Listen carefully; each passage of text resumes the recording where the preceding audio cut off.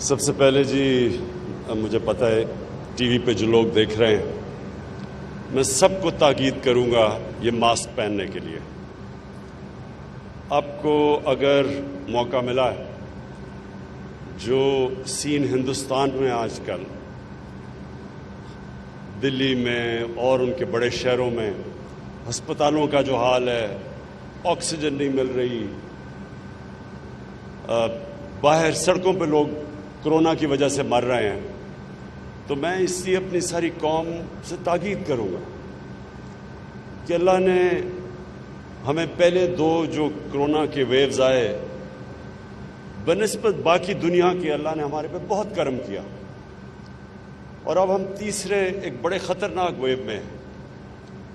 اور اگر حکومت اپنی کیپیسٹی دگنی نہ کرتی، یعنی ہسپتالوں میں کیپیسٹی بڑھاتی، آکسیجن کی کیپیسٹی دگنی نہ کرتی، تو آج ہمارے بھی وہی حالات ہونے تھے جو آج ہندوستان میں لوگوں کو نظر آ رہے ہیں۔ تو یہ اگلے 2 ہفتے بہت امپورٹنٹ ہے ہمارے لیے۔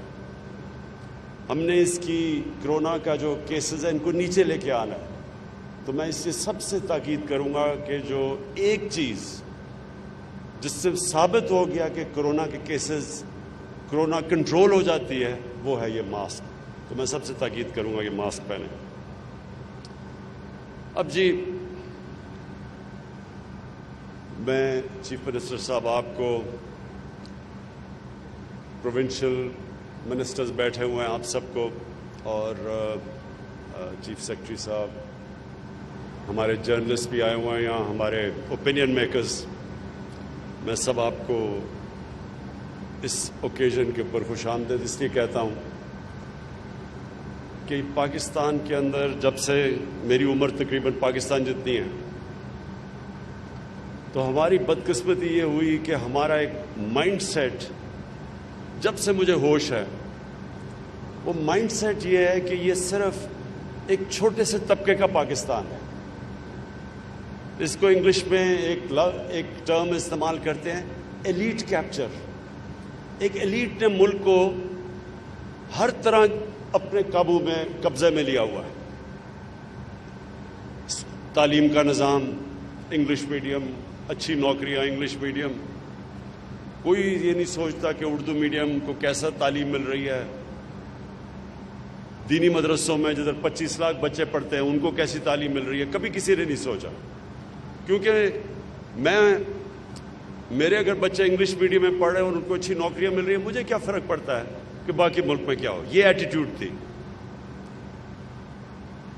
جیلوں میں صرف غریب لوگ نظر آتے ہیں، اور اس کی وجہ ہے کہ ہم نے دیکھ لیا کہ ہمارا انصاف کا نظام طاقتور ڈاکو کو نہیں پکڑ سکتا،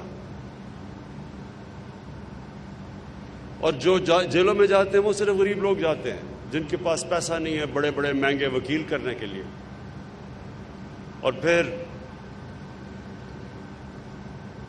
ہسپتال، سرکاری ہسپتالوں میں ہم نے اپنی زندگی میں دیکھا کہ سرکاری ہسپتال ہمارے جو انگریز چھوڑ کے گیا تھا، بہترین علاج ہوتا تھا۔ میری بہنیں سارے میو ہاسپٹل میں پیدا ہوئے تھے، لیکن آہستہ آہستہ امیروں کے لیے پرائیویٹ ہاسپٹلز بن گئے، صرف غریب گورنمنٹ ہاسپٹلز میں جاتے تھے، اور جو سپر رچ تھے وہ باہر اپنا علاج کرواتے تھے۔ تو یہ جو ایک سسٹم بن گیا ہمارا، جس میں یہ سوچ ہی نہیں تھی کہ ایک عام آدمی کس طرح اپنی زندگی گزارتا، اور اسی میں یہ ہاؤسنگ آ گئی۔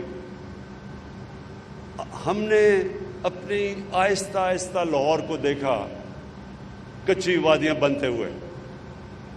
یہ لاہور، اس کا پانی، عام نلکے کا پانی، میٹھا پانی سب پیتے تھے، اس میں صاف سٹی آف گارڈن سمجھا جاتا تھا، پولوشن نہیں ہوتی تھی لاہور میں۔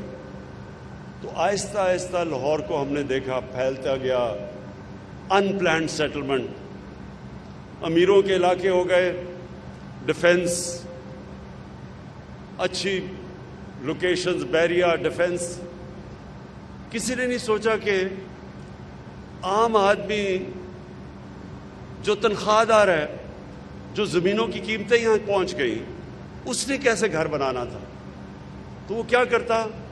کچی آبادیاں بننی شروع ہو گئی۔ آج آپ یہ سوچیں کہ آدھا کراچی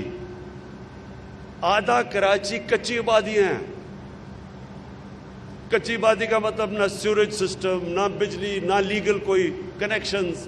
وہ رشوت دیتے ہیں ان لوگوں کو جو بجلی کا محکمہ ہوا، گیس کا، تب ان کو کنیکشن ملتا ہے اور وہ بڑے پیسے دیتے ہیں۔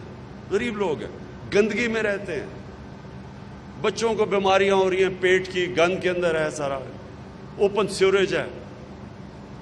کبھی کسی نے نہیں سوچا کہ یہ لوگ کیسے رہ سکتے ہیں؟ انہوں نے بھی روزی کمانے کے لیے شہروں میں آنا ہے، تو کدھر رہیں گے؟ گئی ساتھ ساتھ پھر قبضہ گروپ آتے گئے۔ قبضہ گروپوں نے کیوں آیا؟ کیونکہ زمینوں کے کیس ہی نہیں حل ہوتے، عدالتوں میں 50 سال چل رہے ہیں، وہ قبضہ گروپ آ گئے، ان کے ساتھ پورا ایک ٹروئکا بن گیا۔ ساتھ مل گیا جج، ساتھ مل گیا پولیس، ساتھ مل گیا قبضہ گروپ۔ اور کن کی زمینوں پہ قبضہ کر رہے تھے؟ کمزور لوگوں پہ یا حکومت کی زمینوں پہ۔ تو یہ جو ہمارا آئیڈیا نیا پاکستان ہاؤسنگ ہے،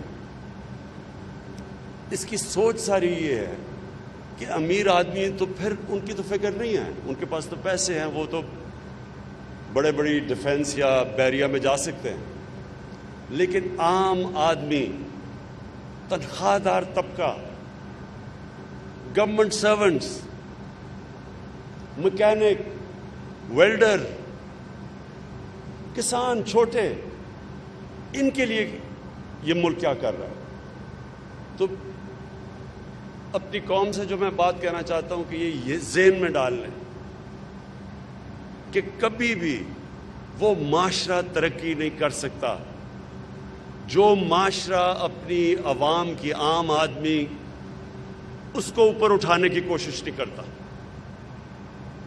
کوئی دنیا میں معاشرہ جس میں ایک چھوٹا سا امیروں کا جزیرہ ہو اور نیچے سمندر ہو غریبوں کا، آج تک وہ معاشرہ اوپر نہیں گیا۔ جو میں بار بار مدینہ کی ریاست کی بات کرتا ہوں کیونکہ ہم ایک اسلام کے نام پہ ملک بنا تھا، ہماری آبجیکٹو ریزولوشن میں تھا کہ پاکستان کا آبجیکٹو ہے اسلامی فلاحی ریاست۔ وہ کس کے اوپر بیس ہوئی تھی؟ وہ مدینہ کے اوپر ہوئی تھی۔ مدینہ میں کیا ہوا تھا؟ سرکار مدینہ نے 2 کام کیے تھے، یہ یاد رکھیں۔ کبھی مدینہ میں آتے ساتھ ہی دودھ کی نہریں نہیں بہی تھیں، لیکن انہوں نے 2 چیزیں کر دی تھیں۔ سب سے پہلے انہوں نے قانون کی بالادستی قائم کی تھی کہ صرف غریب لوگ ہی نہیں جیل میں جائیں گے، طاقتور کو قانون کے نیچے لے کے آئے تھے۔ جو آج یہاں پاکستان میں شور مچا ہوا ہے، سب اکٹھے ہوئے ہیں، 30 سال سے جو حکومت کر رہے ہیں، جو حکومت میں آنے سے پہلے کیا تھے اور آج اربوں خربوں پتی بن چکے ہیں، وہ احتساب دینے کے لیے تیار نہیں ہیں کہ وہ سمجھتے ہیں ہم قانون کے اوپر ہیں۔ وہ اپنے آپ کو عام لوگوں کی طرح، یہ قانون تو عام لوگوں کے لیے ہوتا ہے، طاقتور کے لیے قانون نہیں ہے پاکستان میں۔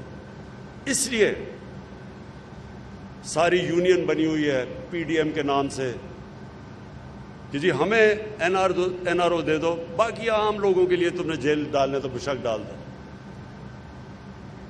سرکار مدینہ نے سب سے پہلی چیز اسٹیبلش کی تھی قانون کی بالادستی۔ میری بیٹی بھی اگر چوری کرے گی سزا ملے گی۔ تمہارے سے پہلے بڑی قومیں تباہ ہوئی جدھر طاقتور کے لیے ایک قانون اور کمزور کے لیے دوسرا۔ یہ ہمارے لیے ویلڈ ہے آج، تقریباً 1500 سال پہلے یہ بات کی گئی تھی۔ اور دوسری چیز، انہوں نے فلاحی ریاست بنائی تھی۔ انہوں نے ریاست نے ذمہ داری لے لی اپنے کمزور طبقے کی۔ دنیا کی تاریخ کی پہلی ویلفیئر سٹیٹ بنی تھی، اور یہ ماڈل ہے جو دنیا میں قوم اس ماڈل پہ چلے گی وہ اوپر چلی جائے گی۔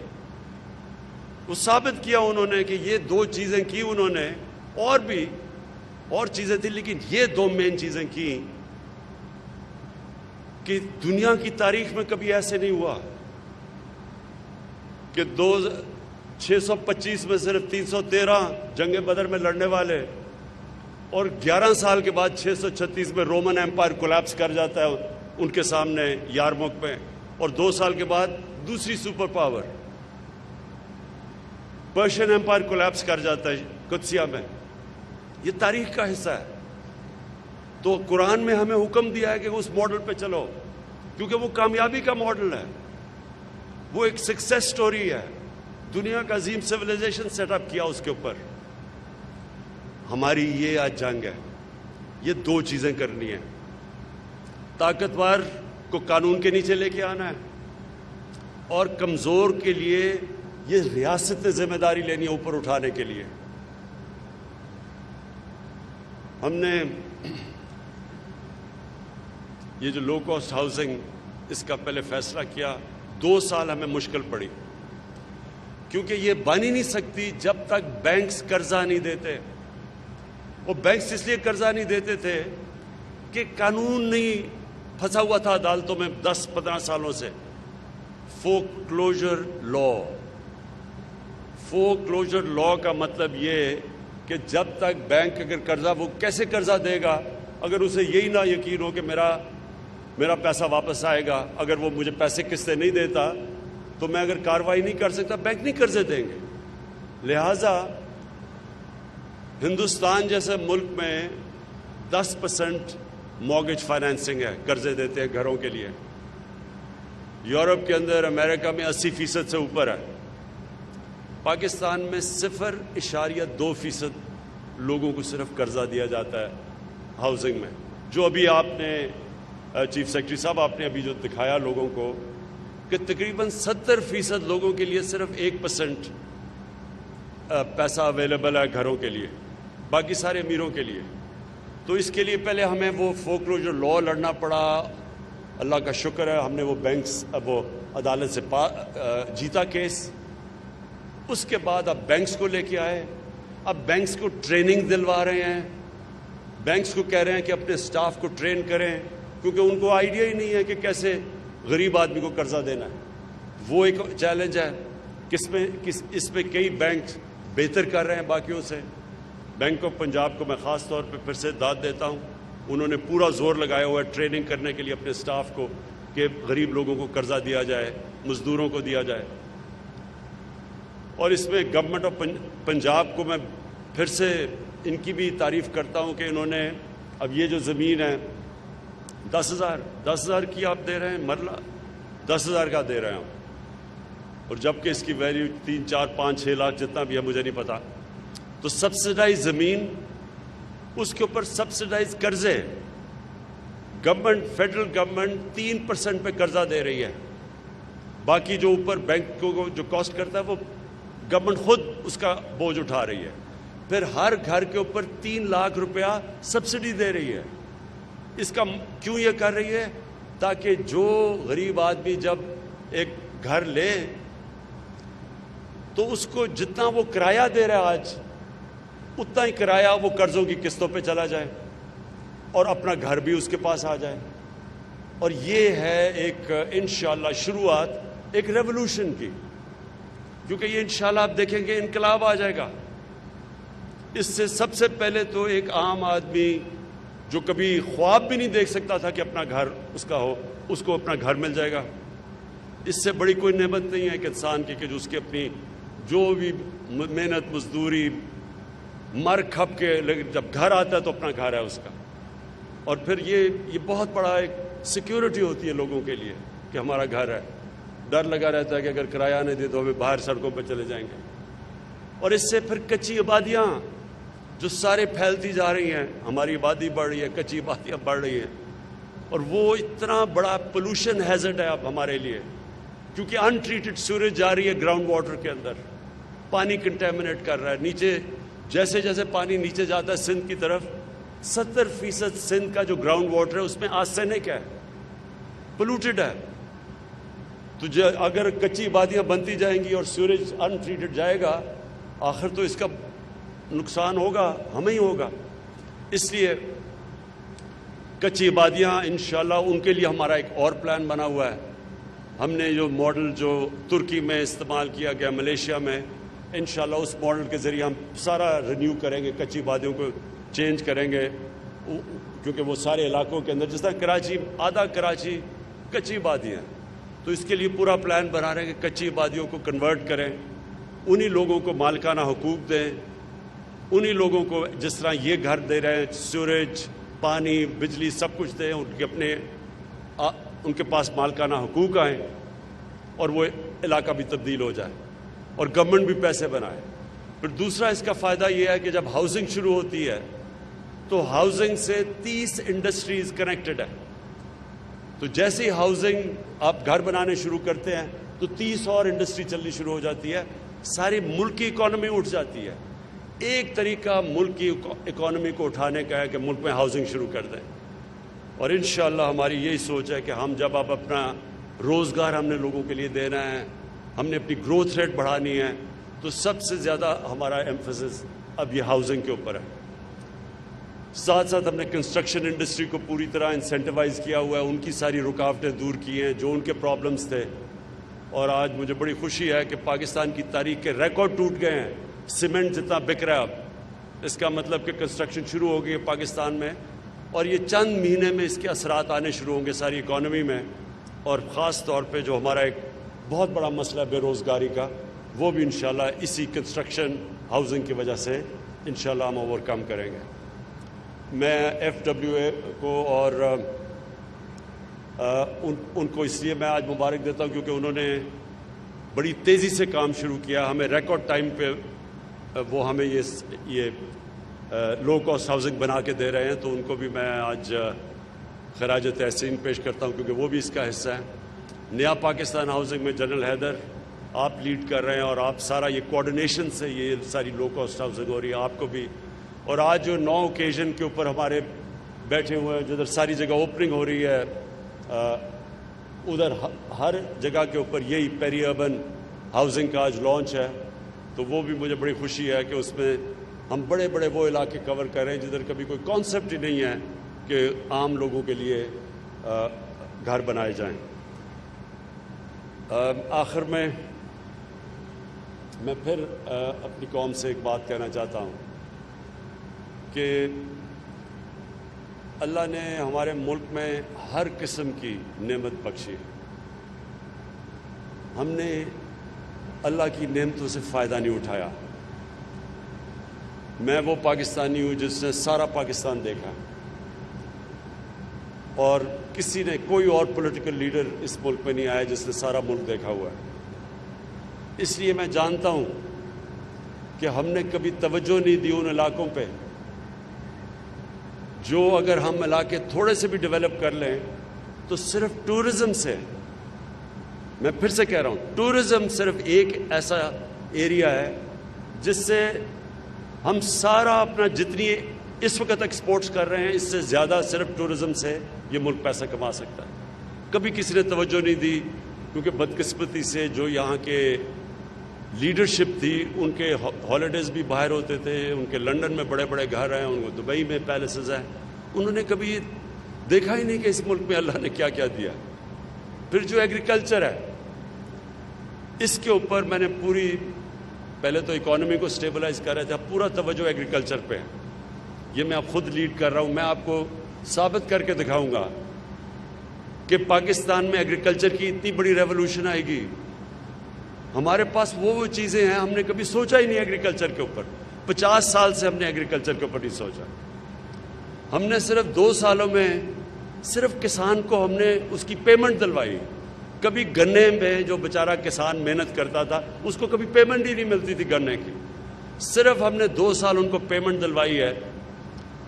آج انشاءاللہ ہماری جو گندم کی ییلڈ ہے وہ ریکارڈ ہے جو اب آ رہی ہے، ابھی تک ساری اسیسمنٹ ہے کہ سارے ریکارڈ ٹوٹ گئے ہیں۔ ہماری چاول کی ییلڈ ریکارڈ پہ ہے، ہمارا مکئی کی ییلڈ ریکارڈ کے اوپر ہے۔ حالانکہ پھر سے میں ابھی کہہ رہا ہوں، ابھی ہم نے نئے ٹیکنیکس نہیں لے کے آئے، ہم نے صرف کسانوں کے پاس پیسہ گیا ہے کیونکہ ان کو قیمت ملی ہے اپنی پیداوار کی۔ 11 ارب روپیہ صرف اس سال کسانوں کے پاس اضافی گیا ہے کیونکہ ہم نے ان کو صحیح معنی میں ان کی گندم میں بھی قیمت دی ہے اور چاول پہ ملی ہے ان کو، مکئی میں ملی ہے، گنے میں ملی ہے. جب انشاءاللہ آپ نئی ٹیکنیکس لے کے آئیں گے تو ایگریکلچر سے انشاءاللہ پاکستان کو اٹھا دیں گے. اور اس کے علاوہ اب جو ہمارا جو آگے پلان ہے وہ انڈسٹریز جن کو نگلیکٹ کیا، آئی ٹی، اس بار یہ آئی ٹی ایکسپورٹس ریکارڈ ہوئی ہیں پاکستان کی تاریخ. اور ہماری جو ایکسپورٹس ہیں اب، کیونکہ ہم نے انڈسٹری کو اس وقت ان کی مدد کی ہے پوری طرح، ان کو ایکسپورٹ انڈسٹری کو 11 سال کے بعد سب سے زیادہ ایکسپورٹس ہے پاکستان میں. انشاءاللہ آنے والے دنوں میں آپ دیکھیں گے کہ جو ہم محنت کر رہے تھے، جو گراؤنڈ ورک کر رہے تھے، اب اس کی آپ کے سامنے اس کا پھل آپ کو نظر آئے گا نکلتا ہوا. میں پھر سے پنجاب آپ کو اس کے لیے بڑی مبارک دیتا ہوں، آپ کو خراج تحسین پیش کرتا ہوں. اور دوسری چیز جو میں پھر بھولنا چاہوں، جو آپ نے کسان کارڈ نکالا ہے، یہ انشاءاللہ کسانوں کے لیے انقلاب آپ لے کے آئیں گے ایگریکلچر میں. بہت مبارک ہو آپ کو.